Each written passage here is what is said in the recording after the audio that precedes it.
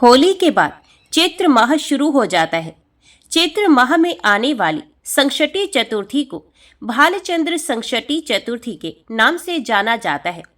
इस दिन भगवान श्री गणेश की विधिवत पूजा करने से गणपति उनके सभी कष्ट को हर लेते हैं और मनचाही मुरादें पूरी करते हैं। हर संक्षटी चतुर्थी का अपना एक महत्व होता है। आज की वीडियो में आप जानेंगे भालचंद्र संक्षटी चतुर्थी कब है, पूजा मुहूर्त, चंद्र उदय का समय, साथ ही भालचंद्र संक्षटी चतुर्थी की पौराणिक व्रत कथा के बारे में। चैत्र माह की भालचंद्र संक्षटी चतुर्थी 17 मार्च 2025 को मनाई जाएगी। इस दिन सोमवार भी है। ऐसे में पूजा करने वालों को पिता पुत्र यानी शिव और गणेश जी दोनों का आशीर्वाद प्राप्त हो जाएगा। चैत्र माह के शुक्ल पक्ष की चतुर्थी तिथि 17 मार्च 2025 को रात 7:33 से शुरू होकर 18 मार्च 2025 को रात 10:09 तक रहेगी। पूजा का मुहूर्त रहेगा सुबह 9:29 से सुबह 10:59 तक। रात का मुहूर्त रहेगा शाम 5 रात 8 बजे के बीच में। चंद्र उदय का समय रहेगा रात 9:18 पर। भालचंद्र का अर्थ है जिनके मस्तक पर चंद्रमा सुशोभित होते हैं। संकट से मुक्ति मिलने को संक्षटी कहते हैं। भगवान गणेश जो ज्ञान के क्षेत्र में सर्वोच्च हैं, सभी तरह के विघ्न हरने के लिए पूजे जाते हैं। इसलिए ये माना जाता है कि संक्षटी चतुर्थी का व्रत करने से सभी तरह के विघ्नों से मुक्ति मिल जाती है। गणेश जी के भालचंद्र स्वरूप के बारे में गणेश पुराण में एक कथा है। एक बार चंद्रमा ने गणपति जी के शरीर का उपहास किया, जिससे गणेश जी ने उन्हें शाप दे दिया कि तुम किसी के देखने योग्य नहीं रह जाओगे। देवगणों के अनुरोध पर गणेश जी ने अपने शाप को सिर्फ भाद्रपद मास की शुक्ल पक्ष चतुर्थी तक सीमित कर दिया। गणेश जी ने कहा, केवल भाद्रपद शुक्ल चतुर्थी को तुम अदर्शनीय रहोगे, जबकि प्रत्येक मास की कृष्ण पक्ष चतुर्थी को तुम्हारा मेरे साथ पूजन होगा। तुम मेरे ललाट पर स्थित रहोगे। इस प्रकार गजानन मस्तक पर चंद्रमा धारण कर भालचंद्र बन गए। संक्षटी चतुर्थी का उपवास कठोर होता है, जिसमें केवल फलों, जड़ों, जमीन के अंदर पौधों का भाग जो उगा होता है और वनस्पति उत्पादों का ही सेवन किया जाता है। संक्षटी चतुर्थी व्रत के दौरान साबूदाना खिचड़ी, आलू और मूंगफली श्रद्धालुओं का मुख्य आहार होते हैं।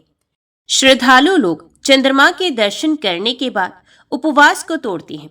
तो अब जानते हैं भालचंद्र संक्षटी चतुर्थी की पौराणिक कथा के बारे में। प्राचीन काल में सतयुग में मकरध्वज नामक एक राजा हुए। वे प्रजा पालन के प्रेमी थे। उनके राज्य में कोई निर्धन नहीं था। चारों वर्ण के लोग अपने अपने धर्मों का पालन करते थे। प्रजाओं को चोर डाकू आदि का भय नहीं था। प्रजा स्वस्थ रहती थी। सभी लोग उदार, सुंदर, बुद्धिमान, दानी और धार्मिक थे। इतना सुंदर राज्य शासन होते हुए भी राजा को पुत्र की प्राप्ति नहीं हुई। तत्पश्चात महर्षि याज्ञवल्क्य की कृपा से उन्हें कालांतर में एक पुत्र की प्राप्ति हुई। राजा राज्य का भार अपने मंत्री धर्मपाल पर सौंपकर विविध प्रकार के खेल खिलौनों से अपने राजकुमार का पालन पोषण करने लगे। राज्य शासन हाथ में आ जाने के कारण मंत्री धर्मपाल धन धान्य द्वारा समृद्ध हो गए। मंत्री महोदय को एक से एक बढ़कर 5 पुत्र हुए। मंत्री पुत्रों का धूमधाम के साथ विवाह हुआ और वे सब धन का उपभोग करने लगे। मंत्री के सबसे छोटे लड़के की बहू अत्यंत धर्मपरायणी थी। चैत्र कृष्ण चतुर्थी आने पर उसने भक्ति पूर्वक गणेश जी की पूजा की। उसका पूजन और व्रत देखकर उसकी सास कहने लगी, अरे क्या तंत्र मंत्र द्वारा मेरे पुत्र को वश में करने का उपाय कर रही है। बार बार सास के निषेध किए जाने पर भी जब बहू ने ना मानी तो सास ने कहा, अरे दुष्टा, तू मेरी बात मान नहीं रही, मैं पीट कर तुझे ठीक कर दूंगी। मुझे ये सब तांत्रिक अभिचार पसंद नहीं। इसके उत्तर में बहू ने कहा, हे सासू जी, मैं संकट नाशक गणेश जी का व्रत कर रही हूँ। ये व्रत अत्यंत फलदायक होता है। अपनी पतोहू की बात सुनकर उसने अपने पुत्र से कहा, कि हे पुत्र, तुम्हारी बहू जादू टोने पर उतारू हो गई है। मेरे कई बार मना करने पर भी वे दुराग्रह वश नहीं मान रही। इस दुष्टा को मार पीट कर ठीक कर दो। मैं गणेश को नहीं जानती, ये कौन है और इनका व्रत कैसे होता है। हम लोग तो राजकुल के मनुष्य हैं, फिर हम लोगों की किस विपत्ति को ये नष्ट करेंगे। माता की प्रेरणा से उसने बहू को मारा पीटा। इतनी पीड़ा सहकर भी उसने व्रत किया। पूजन उपरांत वे गणेश जी का स्मरण करती हुई उनसे प्रार्थना करने लगी कि हे गणेश जी महाराज, हे जगतपति, आप हमारे सास ससुर को किसी प्रकार का कष्ट दीजिए। हे गणेश्वर, जिससे उनके मन में आपके प्रति भक्ति भाव जागृत हो।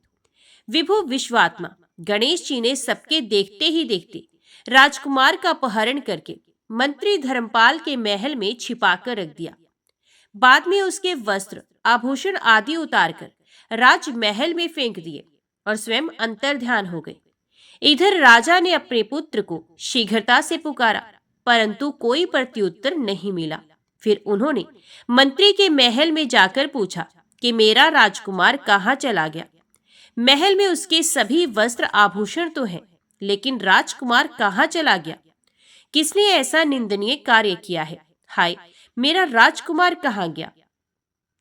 राजा की बात सुनकर मंत्री ने उत्तर दिया, हे राजन, आपका चंचल पुत्र कहाँ चला गया इसका मुझे पता नहीं। मैं अभी गांव, नगर, बाग बगीचे आदि सभी स्थानों में खोज कर आता हूँ। इसके बाद राजा अपने सभी नौकरों, सेवकों आदि से कहने लगे कि हे अंगरक्षकों, मंत्रियों, मेरे पुत्र का पता शीघ्र ही लगाओ। राजा का आदेश पाकर दूत लोग सभी स्थानों में खोज करने लगे। जब कहीं भी पता ना लगा तो आकर राजा से डरते डरते निवेदन किया कि महाराज, अपहरणकारियों का कहीं सुराग नहीं मिला। राजकुमार को आते जाते किसी ने नहीं देखा। उनकी बातों को सुनकर राजा ने मंत्री को बुलवाया। मंत्री से राजा ने पूछा कि मेरा राजकुमार कहाँ है? हे धर्मपाल, मुझसे साफ साफ बता दे कि राजकुमार कहाँ है। उसके वस्त्र आभूषण तो दिखाई पड़ते हैं, केवल वे नहीं। अरे नीच, मैं तुम्हारा वध कर डालूंगा, तेरे कुल को नष्ट कर दूंगा, इसमें जरा भी संदेह नहीं। राजा द्वारा डांट पड़ने पर मंत्री चकित हो गया। मंत्री ने सर झुकाकर कहा कि हे भूपाल, मैं पता लगाता हूँ। इस नगर में बालक अपहरणकर्ताओं का कोई गिरोह नहीं है और ना ही डाकू आदि रहते हैं। फिर भी हे प्रभु, पता नहीं किसने ऐसा नीच कर्म किया और ना जाने वे कहाँ चला गया। धर्मपाल ने आकर महल में अपनी पत्नी और पुत्रों से पूछा। अपनी सभी बहुओं को बुलाकर भी उसने पूछा कि ये कर्म किसने किया है। यदि राजकुमार का पता नहीं लगा तो राजा मुझ अभागे के वंश का विनाश कर देंगे। ससुर की बात सुनकर छोटी बहू ने कहा कि हे दादाजी, आप इतने चिंतित क्यों हो रहे हैं? आप पर गणेश जी का कोप हुआ है, इसलिए आप गणेश जी की आराधना कीजिए। राजा से लेकर नगर के समस्त स्त्री पुरुष, बालक वृद्ध संकट नाशक चतुर्थी का व्रत विधि पूर्वक करे तो गणेश जी की कृपा से राजकुमार मिल जाएंगे। मेरा वचन कभी मिथ्या नहीं होगा। छोटी बहू की बात सुनकर ससुर ने हाथ जोड़कर कहा कि हे बहू, तुम धन्य हो, तुम मेरा और मेरे कुल का उद्धार कर दोगी। गणेश जी की पूजा कैसे की जाती है, हे सुलक्षणी, मुझे बताओ। मैं मंद बुद्धि होने के कारण व्रत के महात्म्य को नहीं जानता हूँ। हे कल्याणी, हम लोगों से जो भी अपराध हुआ हो उसे क्षमा कर दो और राजकुमार का पता लगा दो। तब सब लोगों ने कष्टनाशक गणेश चतुर्थी का व्रत आरंभ किया। राजा सहित समस्त प्रजाजनों ने गणेश जी की प्रसन्नता के लिए व्रत किया। इससे गणेश जी प्रसन्न हो गए। सब लोगों के देखते ही देखते उन्होंने राजकुमार को प्रकट कर दिया। राजकुमार को देखकर नगरवासी आश्चर्य में पड़ गए। सब लोग बहुत प्रसन्न हुए। राजा के हर्ष की तो सीमा न रही। राजा कह उठे, गणेश जी धन्य है और साथ ही साथ मंत्री की कल्याणी पतोहू भी धन्य है, जिसकी कृपा से मेरा पुत्र यमराज के जहां जाकर भी लौट आया। अतः सब लोग इस संतानदायक व्रत को निरंतर विधि पूर्वक करते रहे। तो सब प्रेम से बोलो, गणपति भगवान की जय।